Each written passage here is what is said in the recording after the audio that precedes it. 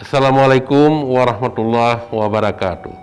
Peringatan Hari Ulang Tahun ke-75 Kemerdekaan Republik Indonesia tahun 2020 mengambil tema besar Indonesia Maju dan disempurnakan dengan penambahan logo Bangga Buatan Indonesia. Bertepatan dengan ulang tahun ke-75 ini pula, dunia tak terkecuali negara kita tengah dilanda pandemi COVID-19 yang telah merenggut ratusan ribu nyawa. Namun kita tidak boleh putus asa. Harapan harus tetap menyala dan produktivitas jangan terhenti. Bersama kita pasti bisa melewati tantangan besar ini.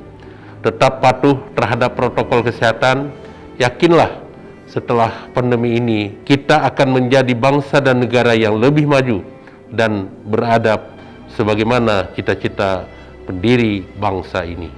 Saya Haji Aminullah Usman SI AKMM, Wali Kota Banda Aceh, mengajak kita semua untuk menjadikan peringatan ulang tahun ke-75 Republik ini sebagai momentum untuk bangkit dan terus berkarya mengisi kemerdekaan dengan hal-hal yang positif.